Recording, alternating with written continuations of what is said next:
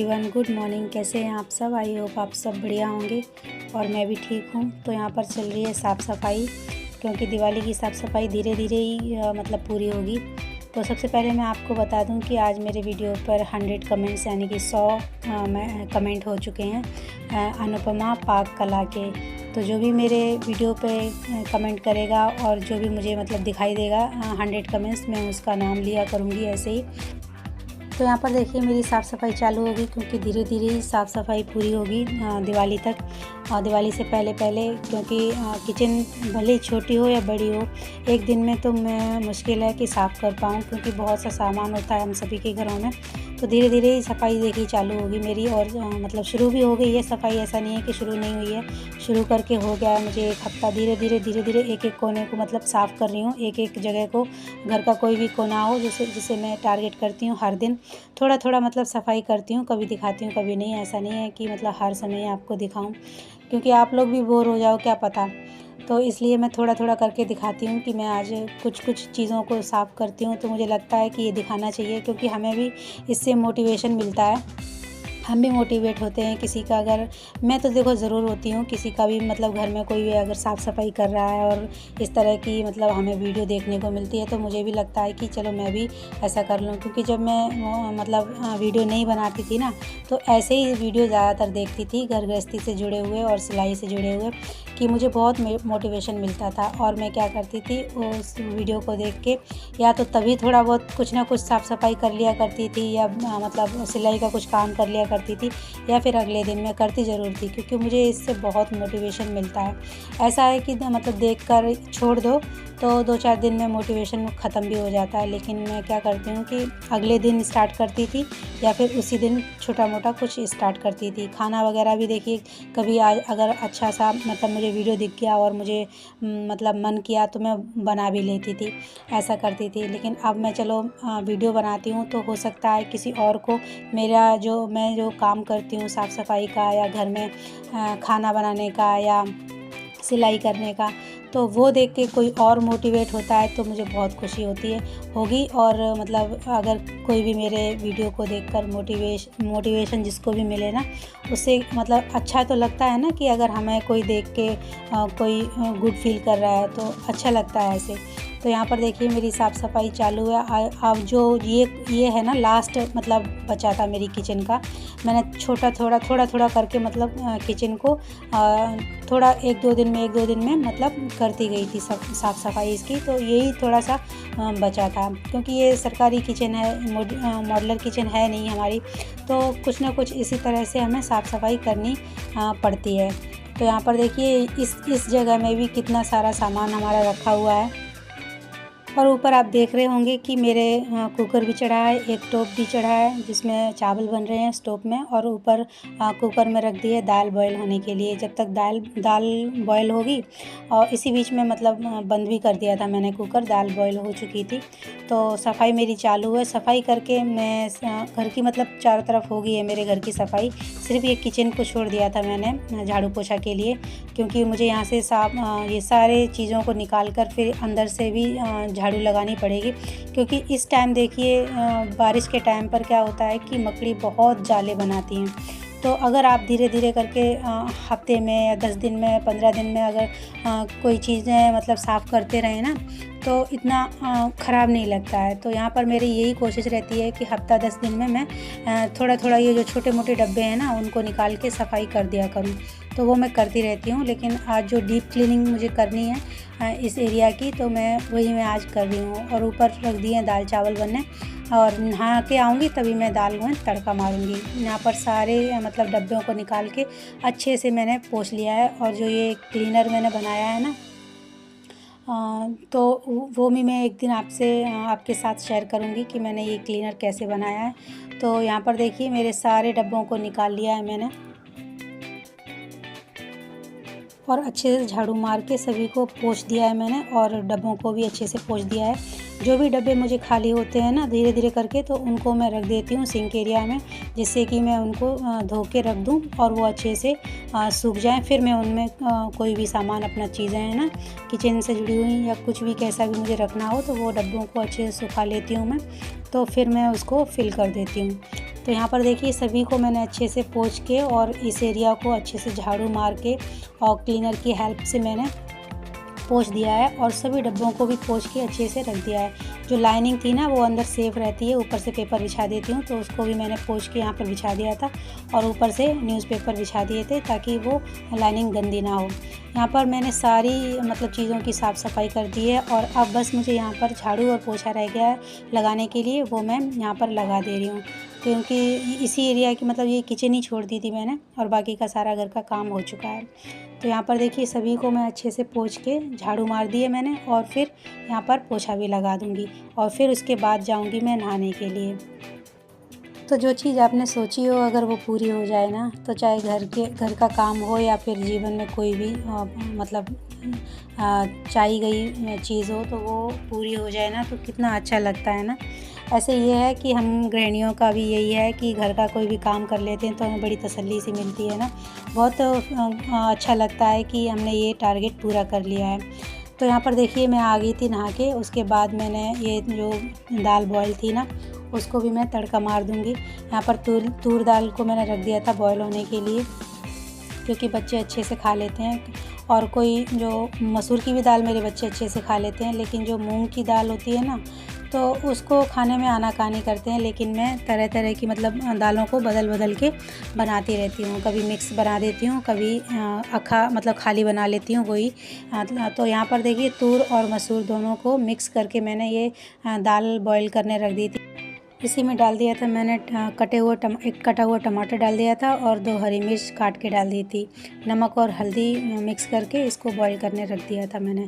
अब यहाँ पर कांदा को मैंने काट लिया, मतलब प्याज को काट लिया है और लहसुन भी मेरा छिला हुआ रखा रहता है फ्रिज में, तो मुझे इतनी टेंशन नहीं होती है क्योंकि ऐसी जो चीज़ें हैं ना, धनिया को भी साफ़ करके मैं फ्रिज में ही रख देती हूँ और लहसुन भी छील के रख देती हूँ। हरी मिर्चों को भी उनके डंठल तोड़ के मतलब पहले मैं धो के रख देती हूँ, फिर जब उनका पानी सूख जाता है फिर मैं उसके डंठल तोड़ के रख देती हूँ। तो काफ़ी मतलब टाइम तक हरी मिर्ची या धनिया है ना, तो बहुत लंबे समय तक, कम से कम 1 महीना तक मैंने उन चीज़ों को चलाया है। तो यहाँ पर देखिए 15-20 दिन में उनका कुछ भी नहीं बिगड़ता, बहुत अच्छे से। बारिश के मौसम में भी धनिया एकदम मस्त रहती है मेरी, मतलब एकदम हरी ताज़ा रहती हैं। धनिया को भी मैं ऐसे ही रख देती हूँ, बस मैं धो के नहीं रखती हूँ उनको, मतलब उनको हिला के अच्छे से उनके डंठल काट के और उनको साफ़ करके रख देती हूँ टिश्यू पेपर में लपेट के किसी डब्बे में बंद करके, तो एकदम फ्रेश रहती हैं धनिया भी। तो यहाँ पर देखिए मैंने तड़का मार दिया है और इसी बीच आ गए थे हस्बैंड भी, क्योंकि अभी बच्चों ने मना कर दिया था खाना खाने के लिए, तो मैं ही खाना खाने के लिए जा रही थी। यहाँ पर मैंने तड़का मार दिया था, चावल बॉईल हो ही चुके थे मेरे। आजकल मैं चावल बॉईल करके ही बनाती हूँ, तो पहले मैं ज़ीरा राइस बनाती थी ना, तो आजकल छोड़ दिया है थोड़ा, मतलब मैं सोच रही हूँ थोड़ी टाइम तक मैं बॉईल करके ही चावलों को बनाऊँ। तो यहाँ पर मैं वही खाना खाने के लिए मैं निकालने वाली थी, दाल में तड़का लग ही गया था। उसके बाद मैंने यहाँ पर देखिए पापड़ भी फ्राई कर ले रही हूँ। तो यहाँ पर खाना खाने के लिए ही जा रही थी, जब तक हस्बैंड भी आ गए थे। तो उन्होंने मतलब वो कुछ खा के नहीं गए थे सुबह, यानी कि 9 दिन का उनको अवकाश है, तो मैं सुबह दे देती हूँ खाने के लिए। लेकिन वो मैंने एक गाजर और एक ककड़ी काट के रख दी थी, तो उन्होंने थोड़ा सा ही खाया, 2 पीस गाजर के लिए थे और 2 पीस ही ककड़ी के भी खाए थे। ककड़ी मतलब कुकुम्बर, यहाँ खीरे को ककड़ी बोलते हैं, तो अपने यूपी में तो खीरे को खीरा ही बोलते हैं ना, ककड़ी वो लंबी वाली होती है तो उसको ककड़ी बोलते हैं, लेकिन यहाँ पर खीरे को ककड़ी बोलते हैं।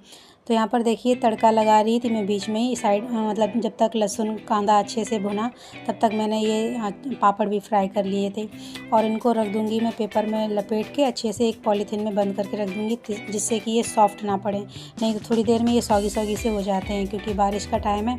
और यहाँ पे हमारे यहाँ बारिश बहुत ज़ोर से हो रही है, अक्टूबर तक हमारे यहाँ बारिश चलेगी। कभी कभी तो ऐसा होता है ना, करवा चौथ वाले दिन 10-11 बज जाते हैं, मुझे चाँद ही नहीं दिखता हमारे यहाँ, तो ऐसा हो जाता है। जिस दिन मतलब करवा चौथ होगी तब देखते हैं कि क्या होता है, जल्दी चाँद निकलता है कि नहीं।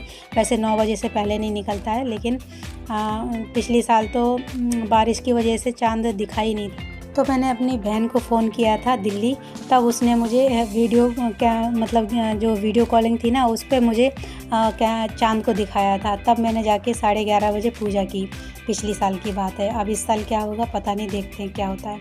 तो यहाँ पर देखिए हस्बैंड को मैंने पपाया दे दिया था कट करके, और जो ककड़ी वगैरह थी ना वो भी उसको साथ में ही काट के दे दी थी उनको।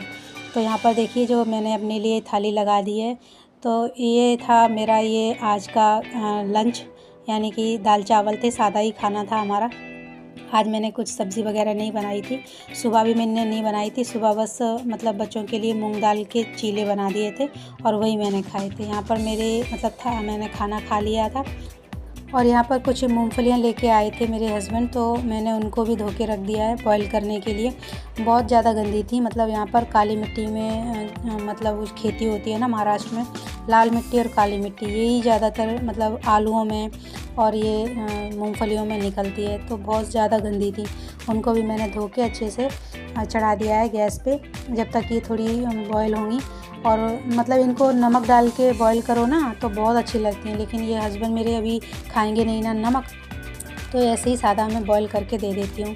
वैसे तो भून के भी अच्छी लगती हैं यहाँ पर, लेकिन अभी उनको ऐसी इसी तरह से खानी है तो ऐसे ही मैंने भून के रख दी थी। और यहाँ पर देखिए मैंने अपना काम भी स्टार्ट कर दिया है, क्योंकि जल्दी होती है ना, सुबह सुबह अगर जल्दी उठ जाओ ना तो बाकी के बहुत सारे काम भी निपट जाते हैं अपने।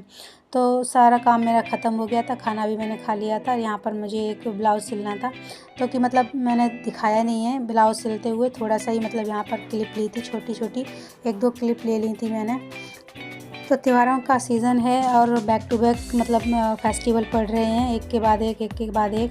तो यहाँ पर देखिए काम भी आ रहा है काफ़ी दिनों से। आज मैं सोच रही थी कि हस्बैंड के साथ मार्केट जाऊँगी, लेकिन मैंने सोचा कि थोड़ा मुझे ऐसा लगता है ना कि उपवास रखा है उन्होंने 9 दिन का, तो मैं क्या बोलूँ, क्योंकि उनका खुद ही इतना काम हो जाता है ऑफिस का। तो वो खाना मतलब खाना क्या, वही जो फल फ्रूट मैंने दिए थे तो वो खा के तुरंत ही निकल गए थे। और ऑफ़िस के लिए सुबह मतलब फ़र्स्ट शिफ्ट लगा दी है उनकी, तो सुबह 6 बजे निकल जाते हैं।